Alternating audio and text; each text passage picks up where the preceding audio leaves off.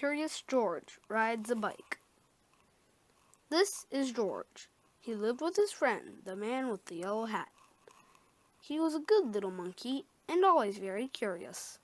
This morning, George was curious the moment he woke up because he knew it was a special day. At breakfast, George's friend said, "Today we are going to celebrate because just 3 years ago, this day, I brought you home with me from the jungle. So tonight I'll take you to the animal show. But first, I have a surprise for you." He took George out to the yard where a big box was standing. George was very curious. Out of the box came a bicycle. George was delighted. That's what he had always wanted. He knew how to ride a bicycle, but he never had one of his own. "I must go now," said the man, "but I'll be back in time for the show. And be careful with your new bike and keep it close to the house while I'm gone." George could ride very well.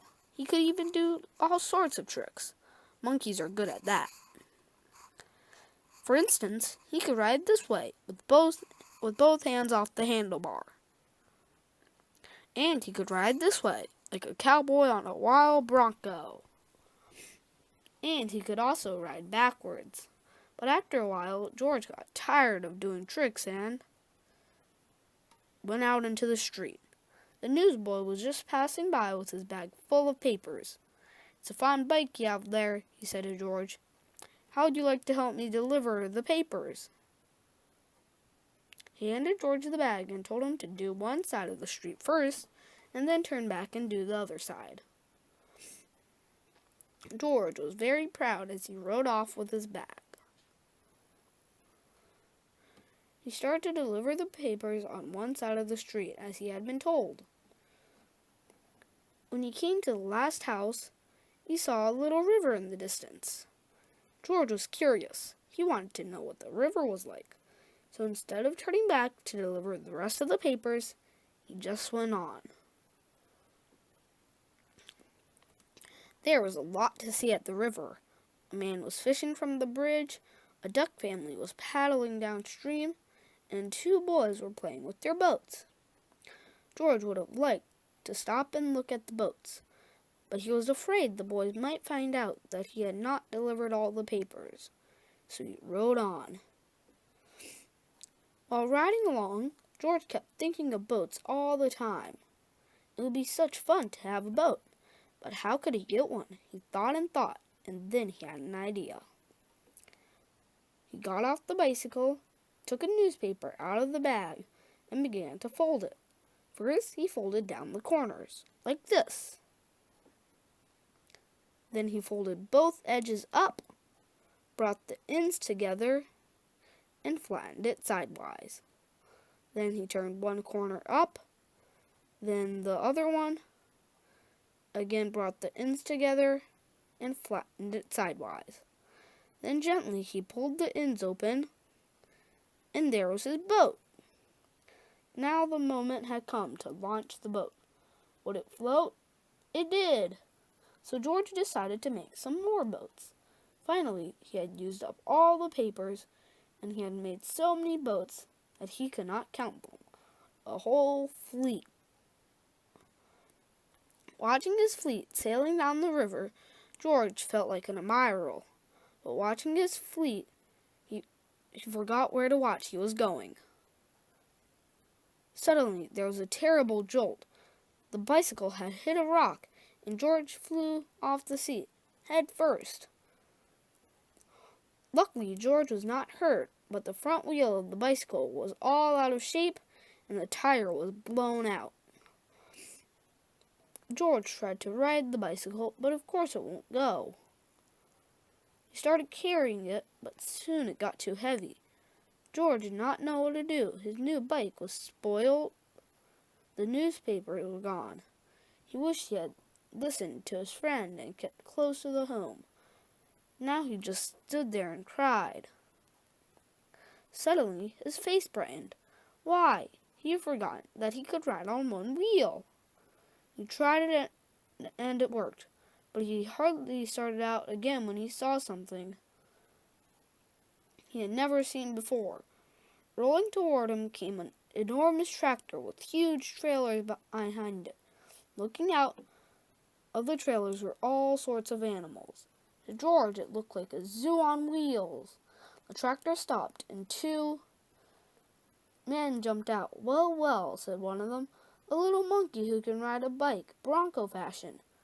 We can use you in our animal show tonight. I'm the director of the show, and this is Bob.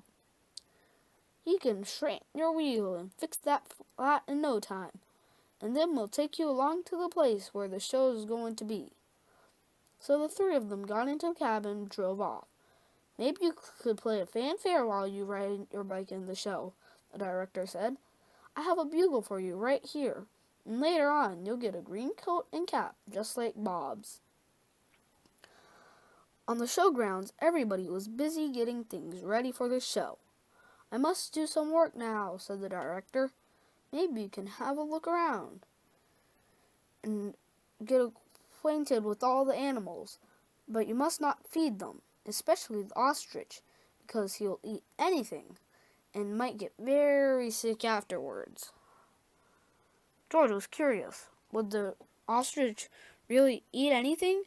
He wouldn't eat a bugle, or would he? George went a little closer to the cage. Before he knew it, the ostrich had snatched the bugle and tried to swallow it. But a bugle is hard to swallow, even for an ostrich. It got stuck in his throat. Funny sounds came out of the bugle as the ostrich was struggling with it, all blue in the face. George was frightened. Fortunately, the men had heard the noise. They came rushing to the cage and got the bugle out of the ostrich's throat just in time. The director was very angry with George. "You cannot use little monkeys who don't do as they are told," he said. "Of course you cannot take part in the show now. We will have to send you home." George had to sit on a bench all by himself, and nobody even looked at him. He was terribly sorry for what he had done, but now it was too late. He had spoiled everything. Meanwhile, the ostrich, always hungry, had got hold of a string dangling near his cage. This happened to be the string of which held the cage of the baby bear. As the ostrich nibbled at it, the door opened and the baby bear got out. He ran away as fast as he could and made straight for a high tree near the camp. Nobody had seen it but George, and George was not supposed to leave his bench. But this was an emergency, so he jumped up, grabbed the bugle, and blew as loud as he could. Then he rushed to his bicycle. The men had heard the alarm and thought at first that George had been naughty again. But when they saw the empty cage and the ostrich nibbling at the string, they knew what had happened. George raced toward the tree, far ahead of the men. By now, the bear had climbed quite high, and this was dangerous, because little bears can climb up a tree easily, but coming down is much harder. They may fall and get hurt. The men were worried. They did not know how to get him down safely, but George had his plan. With the bag over his shoulder, he went up the tree as fast as only a monkey can. When he reached the baby bear, he put him in his bag and carefully let him down so that the men could safely catch him. Everybody cheered when George had come down from the tree. "You're a brave little monkey," said the director. "You saved the baby bear's life. Now you'll get your coat back, and of course you may ride your bike and play the bugle in the show." Finally, the show was on. The whole town had come to see it, and how surprised they were to discover George on his bike right in the middle of it. The newsboy was there too, and also the man with the yellow hat, who had been looking for George everywhere and was happy to have found him at last. The newsboy was glad to have his bag again. The people from the other side of the street, whose papers George had made into boats, were not angry with him anymore. When the time had come for George to say goodbye, the director let him keep the coat and the cap and the bugle, and then George and his friend got into the car and went home.